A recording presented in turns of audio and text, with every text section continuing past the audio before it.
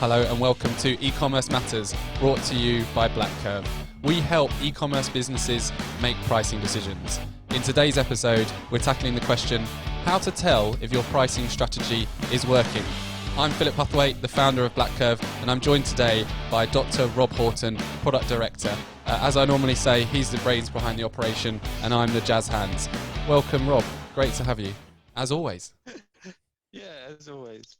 Are you refreshed from holiday? You're buzzing and energetic to answer this particular question today? Very much so. It's nice to, I think we were talking about it before I went, but I managed to actually get out of the flat for a week.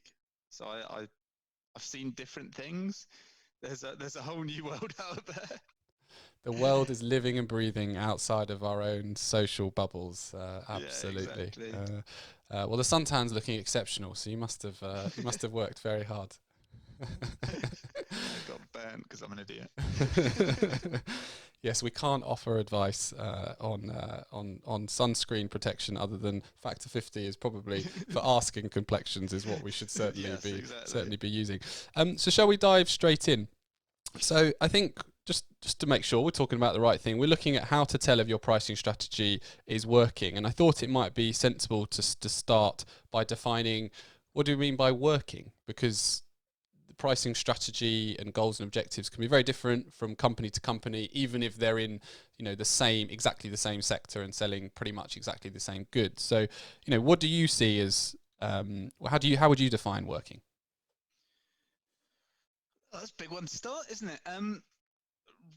It's a really interesting. It's got a really simple answer that also isn't an answer. It's that, like, your pricing strategy should be aligned with your business objective, right? I mean, that's the first and foremost, and really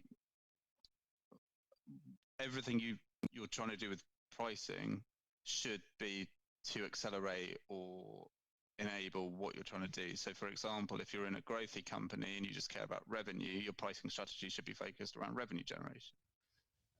If you're focused around user generation, your pricing strategy maybe give it to people for free, right? Just to get users in. So working for me really means, what are you trying to achieve as a business? And then how do I develop a metric or KPIs to measure that within the pricing strategy? And then obviously you want to see those go green rather than red, up rather than down. And are there scales of green and red? I mean, is it as simple as saying, right, this year I want to grow my profitability to such and such a target, and putting a metric for pricing to help support that? Yeah, I think so. In some, like, the hard number is difficult. I mean, and pretty unknown. We know that, right? And we say we want to achieve X by Y, and then actually you're discovering the marketplace as you go, and it turns out not to be realistic. But I think for most of the people we work with, certainly saying, like, I want to use pricing to increase profitability, and then measuring the impact of pricing on profitability and tuning it, and tuning your strategy accordingly is largely kind of correct. The same way whether that's revenue or whatever KPI you're using. So I think at a very basic level, as long as you're testing and measuring and tuning your pricing strategy, and some bits will work, some bits won't work, and as long as you're learning for it, that I think is the correct way to approach it. Yeah, I think you've hit the nail on the head there. That I mean, certainly, and we'll come on to it later. Hopefully, if I ask you the right questions, Rob, around how you can measure your pricing, how you can maybe benchmark your strategy against other companies, just to on a qualitative versus a quantitative basis, right? Because there's two sides to it, to check if you're doing the right things. Because I think a lot of the time, I mean, certainly we get challenged on a regular basis where we go and report back on, hey, we've helped you increase your revenue or your profitability by X millions of pounds, and immediately, it's thank you, okay, and then you go drill down into it, and it's saying, well, hang on a minute, I'm pretty sure I spent a bit of money in marketing on this month, or I'm pretty sure that my buyers bought better this month, and so I think it's worth kind of touching upon that. I mean, what have you seen in that area? Yeah, I mean, that's the pricing I mean, the whole thing about pricing enabling a business strategy is that pricing doesn't exist in a bubble, right? And it's often very hard to untangle it. So the secondary fact for pricing working for me is using that information around pricing and around your marketplace that you're getting from it to feedback in the rest of your business, because your pricing strategy might be to hold prices because you're testing a digital marketing campaign or something. And then you can use that same mechanism that you use around pricing to measure the performance of that. Yes, it's always challenging when you've got many different things, and there are ways we can talk about how you can decouple it, because there are things you can know and things things that the theory says should happen, things the theory says shouldn't happen, and that lets you kind of pull apart your pricing strategy and understand the impact of pricing. But realistically, you think you make a price change, but someone else somewhere else has spent £1 billion on marketing, and you don't know about it. You're going to get a false positive, right? Yeah, and I think I like what you've said earlier around, you've really got to start with what your business objective is, because your pricing, again, if you're in exactly the same sector, you will have a different pricing strategy, and the assessment of whether or not that pricing strategy will be very different. To give an example, I was in a conversation, I think a couple of weeks ago, with somebody that was selling in the fitness sector, so an online fitness company, and they've got a mix where they actually sell branded goods, and then they sell, well, I suppose it is a brand, but they sell their own branded goods as well, versus that are not available in other markets. And their particular business strategy was a really interesting one. I certainly sort of stepped back and thought, right, these guys are pretty mature from their pricing operation. That what they were doing is, because they're a relatively new entrant to the market, what they were doing is they were making sure that they competed on price on the branded products. Okay. So, and actually in terms of competing, they were making sure that they were beating their sort of key competitors on price. So, let's just keep the maths easy. Let's say 50% of their inventory is branded goods that anybody else can get access to. So what they were doing is they were undercutting that and getting the traffic through for people to buy on those products. Right. Now, their strategy was to accept a lower margin on those products than perhaps their nearest competitors would. But this is where the smart bit comes in, that what they then did is, because of part of that transaction, they got that individual's email address. And then what they did is they upsold their own brand to them by offered them, sort of voucher codes or educated them that this product that we've got is much better than a brand. Now, the margin that they make on their own branded goods was like 3 times what it would be on a branded good. And so it was taking a slight hit early doors in the relationship with that customer, with the intention that would pay dividends on transaction 2 or transaction 3 or transaction 4 with them. And so I think, their pricing strategy was, right, we're going to accept a lower margin on branded goods. Whereas, if you're a retailer that doesn't sell your own products, that's not, that metric of your margin going down on an average basis might scare the bejeebers out of you, and that might not be the right strategy for you. It's also got another layer to it that it's also really clever, which is the anchoring piece, because you're buying at a comparable product at a cheaper price. You then assume that the uncomparable products are priced cheaper or fairly as well, right? It's the classic example that someone told me the other day is IKEA's food. So there's a reason IKEA's food is so cheap, in that it's so that you associate good value, good like quality and good value with the brand, and then when you go out around the store, you just have that brand association. So that is a very, very smart and nuanced pricing strategy, and it kind of ties back to what we're saying, right? In that, like, it's about, okay, you're not going to have the same pricing strategy for different parts of your inventory, right? So how do you but you do have one core business objective. So how do you make sure that your pricing strategy lines up with your business objective? Yeah, that's exactly it. So, so I mean, there's lots of examples that we've seen where actually businesses are challenging the quote unquote status quo. But I think if you're going to assess whether or not your pricing strategy is working, the first question should be, is it supporting my business objective? Yeah. Because if it's not supporting your business objective, whatever else, it's okay. It might be, it's clearly, if you're selling, it's clearly quote unquote working to a degree, but it's certainly suboptimal and it's certainly not helping you achieve your business objective. So, so if we peel back the onion a bit further, what kind of things can we start to look at that you can assess whether or not it's working? And one thing that I suppose it's probably teasing next one of the future episodes is that quite an eye opener for me, certainly over the last 3 years of reading the theory versus what actually happens in practice, is a reduction in average margin. Is that an indicator potentially that that your pricing strategy is working? Oh yeah.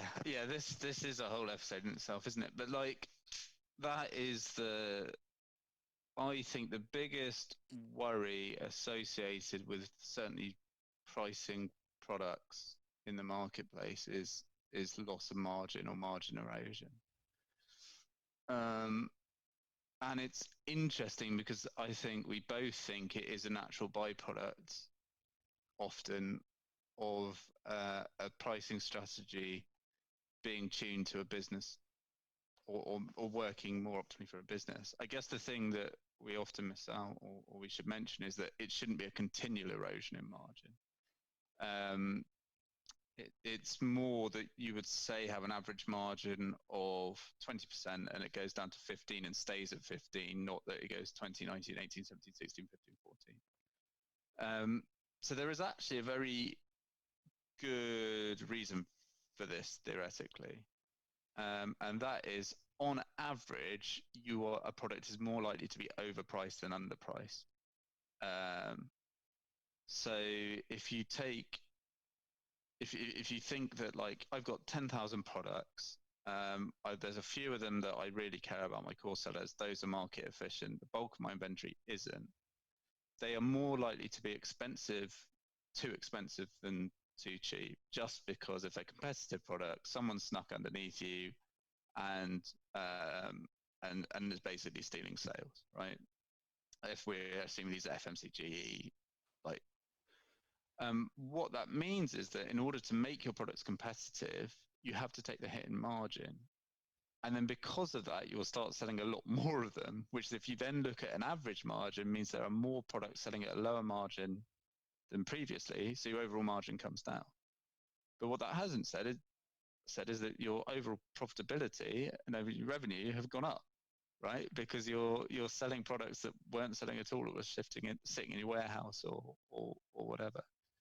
So yes, there can often be a decrease in net margin. But this is where we come back to what we were saying earlier. Does this line up with my business goals? If your business goal is to make sure, and we've come across this at board level, that we have to make an average margin of 15%. We have to. That is, it's outside my decision as a pricing manager or an e-commerce manager. I've been told that, then you have to stick to that. You can also guarantee that in your pricing strategy, right? And then you just, in effect, tune your pricing strategy to make sure that net margin that you have to achieve is baked in. I mean, I can have a whole debate with you outside of this about why that's probably not correct. And if you can dramatically increase profitability elsewhere and whatever, but realistic for a lot of practicing practitioners, that is not a reality that they can change, right?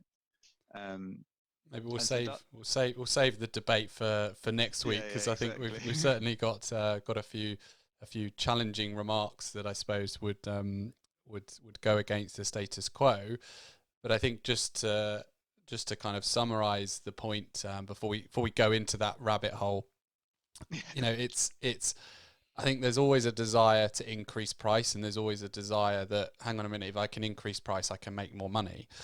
The problem that you typically find when you're dealing with on a mass pricing decision scale is that if you can increase price, how many more units are you actually going to sell when you increase that price? And invariably, it does remain the same, or it does only tail off slightly.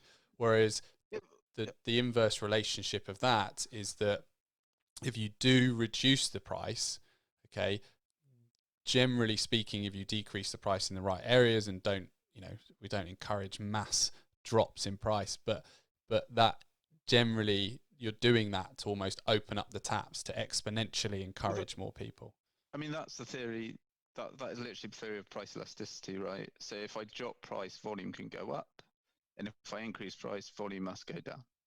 At its core. So I think a lot of people search for the holy grail of products they can increase price in and maintain volume, but it's a bit of a fool's errand, because to say I'm selling something for £1, and then I put it up to £1.50 and I sell the same, I've made 50p. Sure, that's great, but I haven't sold any more units, and that's where the real boost in both revenue and profitability come in, really. In that, like, if I can drop it by 10p and then suddenly I'm selling hundreds more units, that's a much easier way for me and a much less risky way for me to make money, because I'm not going to lose volume by reducing price, which is the risk with the price increase.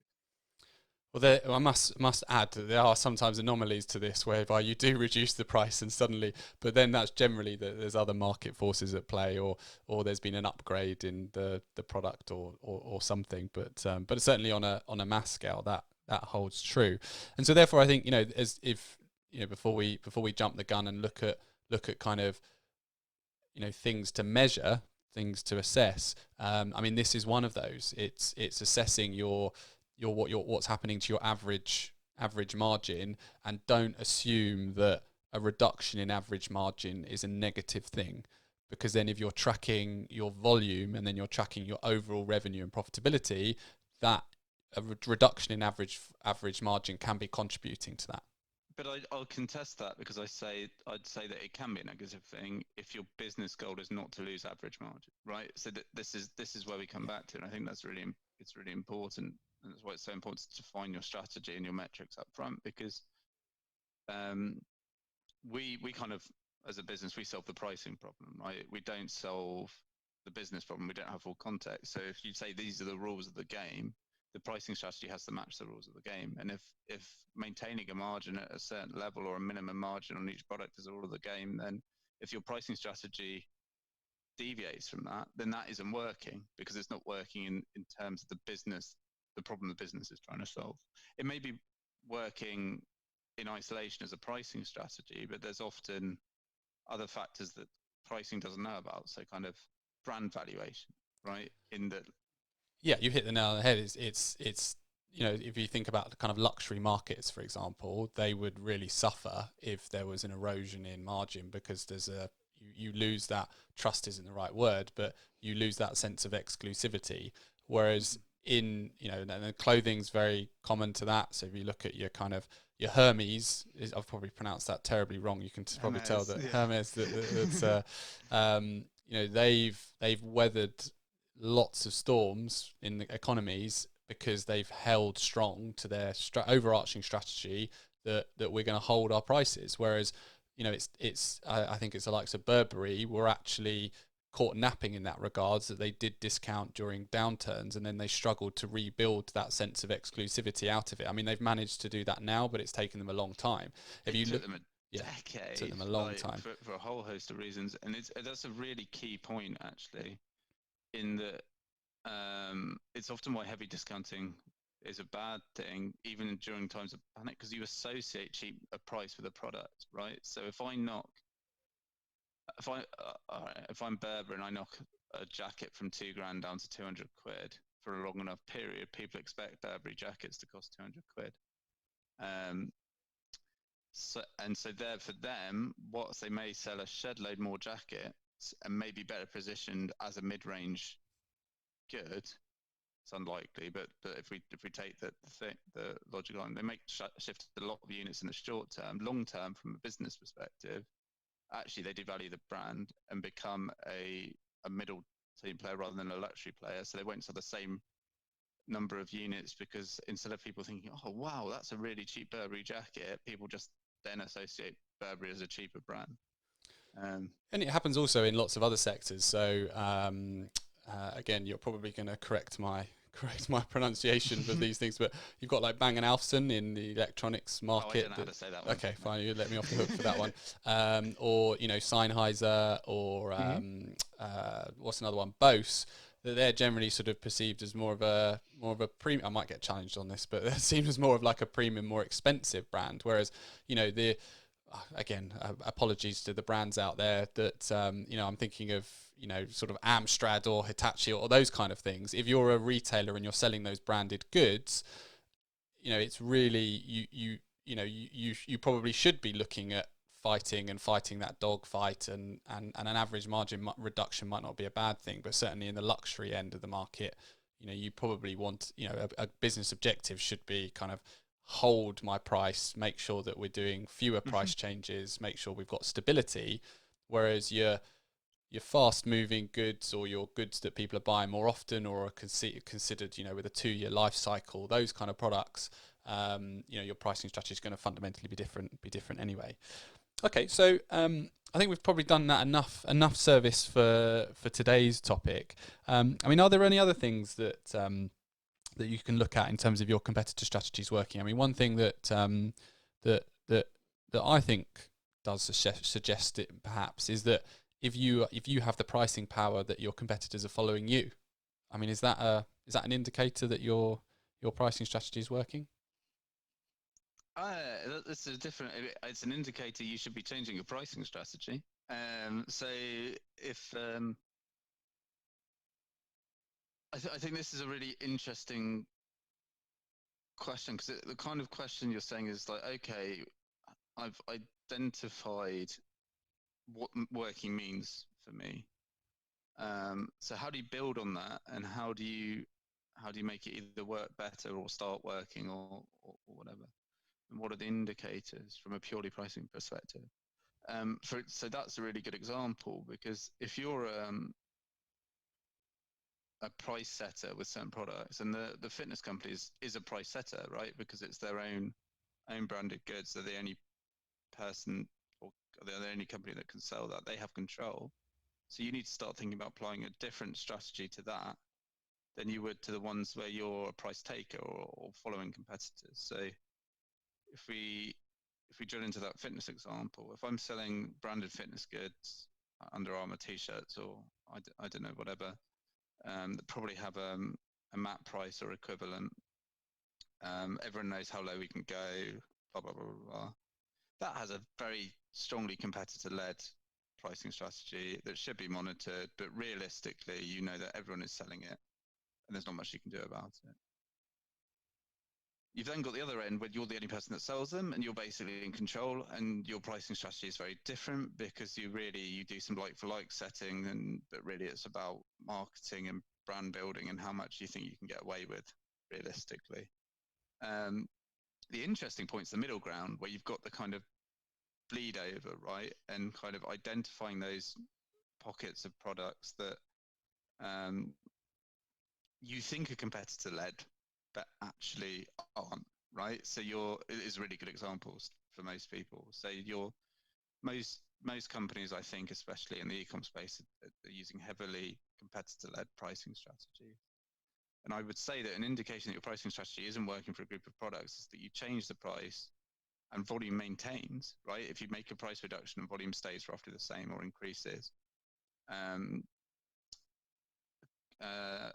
or increase with the price, and the same thing happens, because that means that kind of your price elasticity theory is falling apart in some degree, and it means that actually these are not price driven products, and you should kind of pull these out and look at them separately and address. So following the market, which is a heavily price-driven strategy, may not be the answer for these products, right? Either they're not selling because there's no demand, or you may need to look at marketing or whatever, or they're happily selling and you don't care what your competitors are doing, in which case you can look at price increases or managing them separately and know you've cornered the market.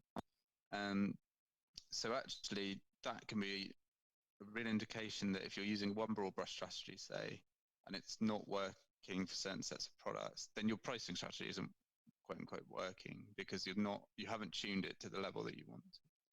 That makes sense. But then it comes back to, again, goal setting. So if your goal is to work out whether products are elastic or inelastic and work through the maths, then, and you do work through it and you identify that I have changed the price of, 100 products in my 1,000 portfolio, and whatever I've done, it has had no influence on volume sold, that then that shows that your pricing strategy is working, because you've identified those. You can raise those products to other people in your business to then, I don't know, discontinue selling that, or apply marketing spend to it, or 101 other things. Whereas if you're not going through, if you're not doing an exercise to try and find those products, that's maybe an indication that your pricing strategy is not working, or you're not going far enough. It's suboptimal, right? Because I will admit there are only so many hours in a day, and unless you kind of have a tool like we do, it's a difficult task to do manually. I mean, if there's appetite at some point, we've talked about doing kind of technical classes where you show someone how to top and tail a data set and slice it out and all the rest of it. But if you're not, if you're not a Python programmer, or if you're not used to lifting heavy data sets, it's not trivial. Excel struggles, for example. Yeah, I mean, it might be a good point to touch upon kind of pricing maturity model to help people assess whether or not their pricing strategy is working, because I think you, by looking at other people, their stages in any walk of life, okay, you can make assumptions that it's a bit like curtain twitching of your neighbour's just bought a new car. They're clearly financially sound, but you don't know that the fact that they've remortgaged the house to buy for it. But I think but by certainly getting a feel for what other businesses are doing from a pricing perspective, and then looking at yourself and saying, well, am I doing those steps? Am I doing those processes? Can give you an indication of whether or not you are pushing pricing to its absolute boundaries to get the best return to support your overarching business objective. So, without reverting to a PowerPoint slide with all sorts of steps and labels, there are lots of pricing consultancies. There are lots of software houses that call it pricing maturity. They call it the waterfall, 5 steps to pricing success, or whatever. I think some people have 5, some people have 8, some people have 3. But I'm not gonna go through, but I'm just gonna kind of introduce the rough sections of stages that certainly an e-commerce company can go through. So stage 1 for us is very much around, have I got visibility of my marketplace? Have I got visibility of what products my competitors are selling, and also what prices they're selling at? Because that can enable, that's typically the responsibility of the pricing manager, pricing analyst, or commercial person who is ultimately in charge of making the pricing decisions. Now, you might not necessarily be making automated decisions off the back of that, but that in itself is your first stage to getting pricing mature, because that enables the purchasing guys to kind of get a feel for, hang on a minute, Joe Bloggs down the road is managing to sell it for 10 quid less than us. Is he buying better? Do they have a different product mix? So even though you're not using it to necessarily reprice or make decisions, it certainly helps you touch upon a lot of areas. The second stage is where you actually start to make automated decisions off the back of that by just looking at your competitor data. So it's where you assess, right, I'm interested in 10 competitors, 5 competitors, 3 competitors, whatever it is, and when they make a particular price change, you identify you set what your minimum margins are, you set how to what degree you want to remain parity of, and then however often or the frequency they change their prices or whatever price they set, those rules are then automatically applied and the price is reflected on your website. Now, our analysis has shown that is actually, a reasonably strong pricing strategy if you don't do anything else, because actually in every market there's generally products where you absolutely need to be on the market price for them. Okay, you need to be on the money, or otherwise you will lose out that particular order. Okay, and we've mentioned this statistic, I think, in certainly the last 3 podcasts. So why should we stop now? that where there's a competitor match, our algorithms would typically follow 40 to 50% of the time. Okay, it's been less so during the lockdown period because other factors have been, this crazy SH1T's been going on out there outside our own individual social bubbles. But normal steady state economy business, that's what we've seen over certainly the last sort of 3 or so years. Now that is if you're doing that, you can probably look at yourself and say, do you know what, my pricing strategy, I'm making positive steps and it is working. Now, for you to really excel and aspire to be pricing mature, if you will, one of the things you can look at and reflect upon is, am I making pricing decisions based off of additional data sets? So not just looking at my competitor data. So where for the 50% whereby we're not following the competitors, how am I making the decisions on those products? So am I looking at my sales transactions? Am I looking at my stock levels? And then you can start to get really cool and I won't use the term sexy because it's not really, but really you can start to get showing my nerd side there. You can get really clever and really smart by adding additional data sets. So you can use those to say, right, I need to follow my competitor on these products, but my data sets is telling me that on the other products I don't need to follow them, and this is what the price should be. And also it helps you to set the prices of products where you don't have a competitor overlap. Okay, so if you can say, right, stage 1 is my pricing strategy enabling me to support my overall business objective. So I want to grow profitability by X. If your pricing decisions are supporting and enabling that, then there's an argument to say that your pricing strategy is working. Second to that is you can do a reflection piece, and more a qualitative type session of, well, this is how the experts, this is how the industry leaders are doing it. Am I adopting those principles? And then you can be even more confident that you're pushing the boundaries of how far pricing can take you. So I agree with that. I think there's a really interesting kind of constraint or dimension to the business objective piece, and it's really what this maturity model is a reflection of. It's how well is my business set up, or how enabled am I to use pricing to touch as much my business as possible, right? So you've got the very far left, let's say, where you can look at it, but it has to be manual and humanized and interpreted. You then go up to the second stage, and what you're saying is that I can treat pricing in isolation. So I can look at the data, competitor or otherwise, and then I can reach out and make solely price changes on that, but that's not informing the rest of my business. That's just acting in a vacuum. And then the third stage is, well, I can hook up to all these other data sources, and it's bidirectional. It's not or it's multi-directional. It's not unidirectional. So pricing can feed back into your advertising spend, for example, because if you're spending a load of money on advertising and you're seeing no change, we try dropping the price and you still see no change, you know that no matter how much money you spend on that, there's no demand there, right?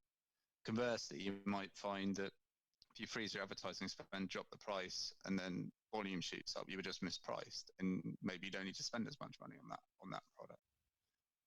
So really, the maturity thing is, for me, as a data guy is a representation of that. It's okay, so I have this data about a marketplace, and then how mature is my business in terms of using that data to make decisions or informed decisions?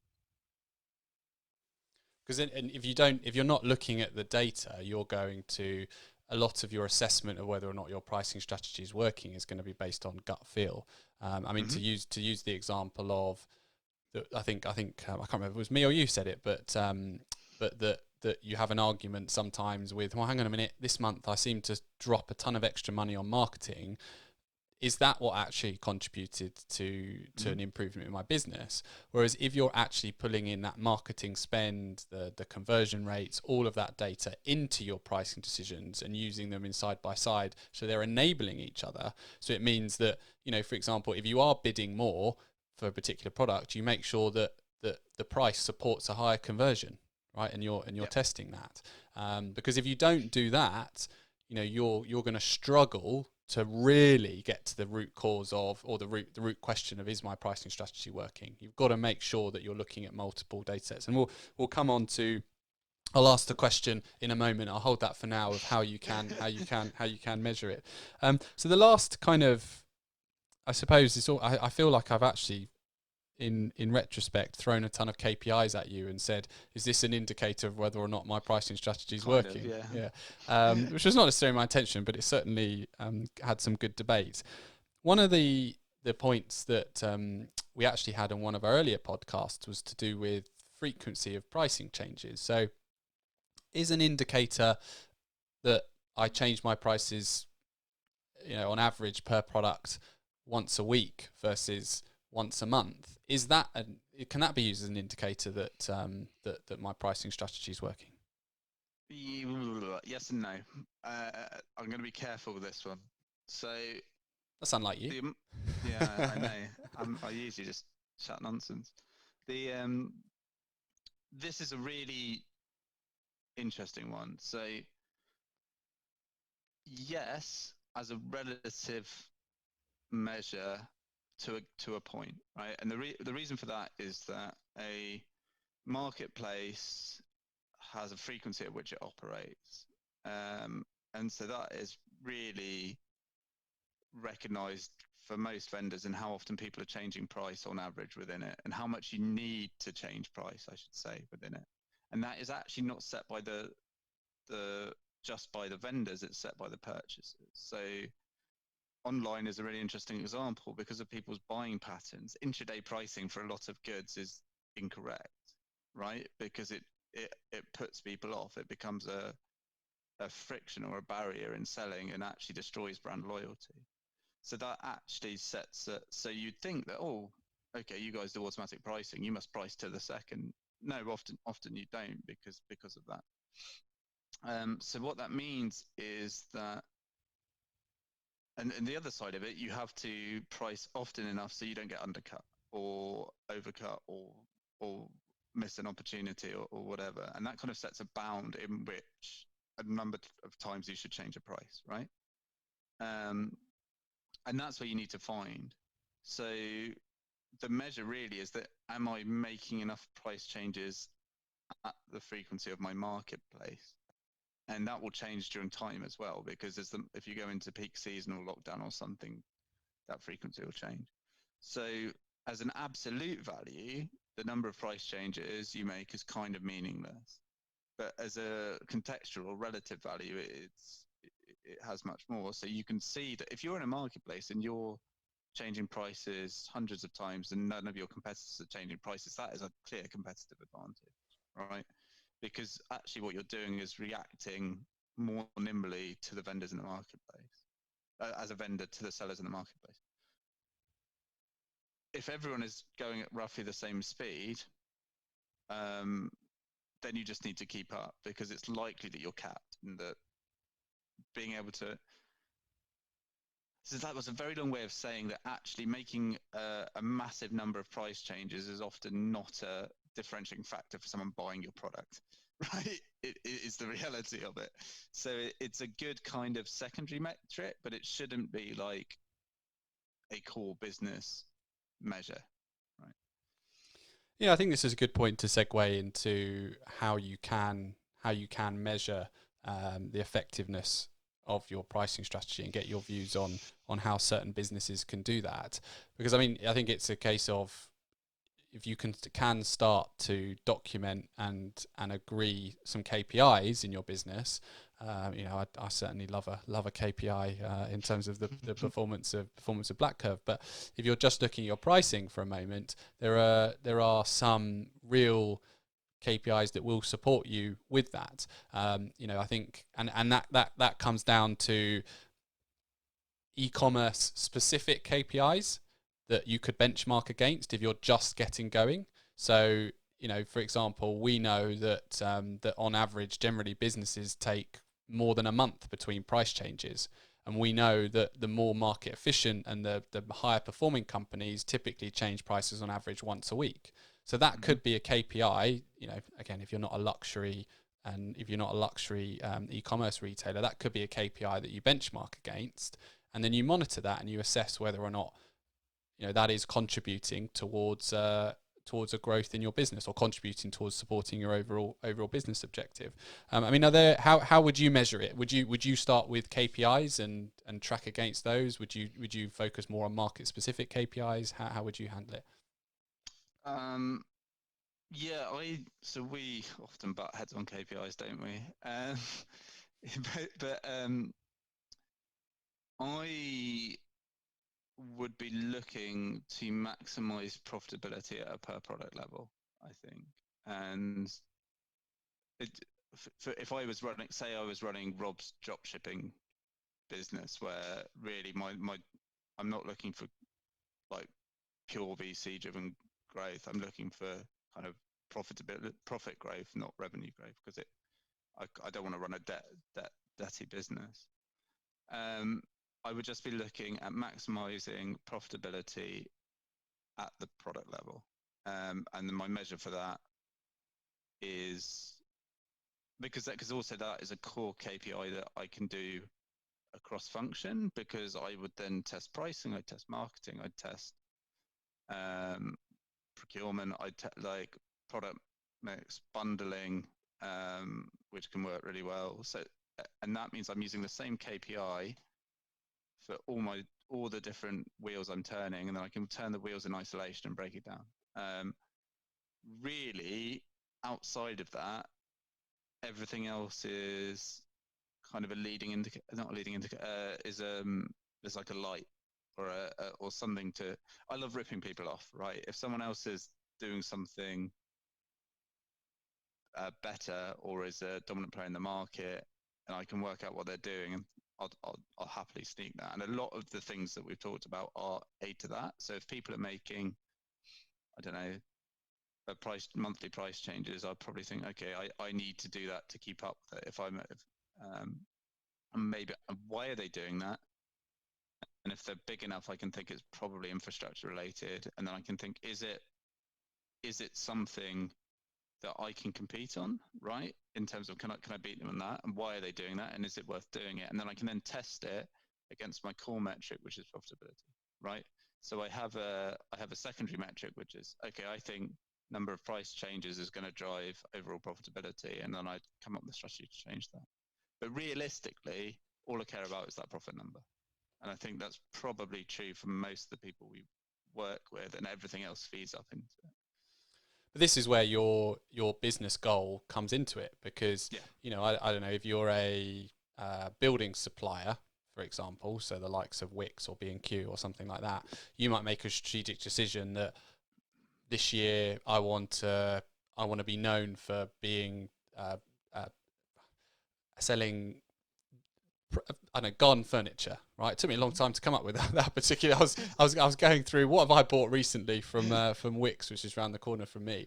That I want to make inroads to garden furniture, and you might actually decide, well, this summer I'm going to do garden furniture at a loss leader, because actually I want to also promote my peripheries to garden furniture, and I want, but so those particular products I'm going to sell higher than the garden furniture. So this is why, to come sort of full circle, why overarching business strategy is so important with identifying, is my pricing strategy working? You can do everything else. You can be reflective against what the research says of how you should price. You can be you can do all sorts of things, but if it doesn't support your business objective, then you've got to sort of have a rethink, right, and work out why it's not doing that. Okay. Was there anything else that you wanted to touch upon today, Rob? Do you think might be worth us delving not really, into? But just to add to that, I think it is worth saying that it is really easy to do a lot of busy work with pricing. In that you can definitely over optimize, and you can make 1 billion price changes and think you're doing, for example, and think you're doing really well, and actually you've changed the price by a penny, or no one's noticing. So I think again, it's just tying it back to that core strategy and making sure that you're doing the minimum. It's a minimal action as well, right? Because you've got a whole host of things you want to do when you're running a business, both algorithmically and humanly. So you want to minimize the work to get to where you want to. But that's where, to come back to what you were saying previously about if you actually monitor the overall profitability at an individual product level, you'll be able to say, have I been a busy fool here? Because I've done a ton of stuff, but actually I'm still at the same position I was a month ago.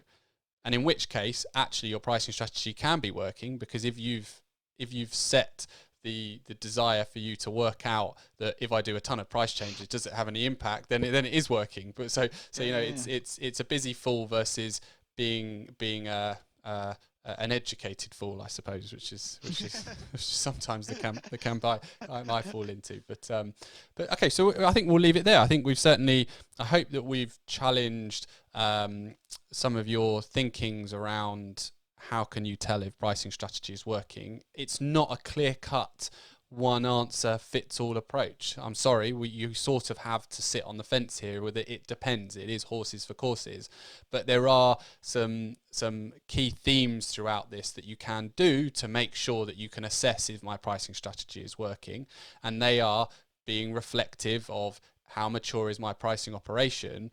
But if we were to pick a side and not completely sit on the fence, one of the things which absolutely you can't ignore is profitability at an individual product level. And if it's going up or down, that will tell you if your pricing strategy is working. And then you need to make sure that you dig deeper. You need to make sure that you're identifying, is it something else at play that's contributing to that profitability going up? And that's by looking at your data, like your sales history and so forth. So I think we'll leave it there for now. So thank you very much, everyone, for listening. We are BlackCurve. This is eCommerce Matters. And today we've been looking at and tackling the question, how to tell if your pricing strategy is working. You can subscribe on all of your favorite podcast mediums, and also your not so unknown podcast mediums, if that's your bag. Or alternatively, find us on blackcurve.com, and our Twitter handle is blackcurvehq. Thank you very much. We look forward to hearing you and speaking to you next time in the future. Take care.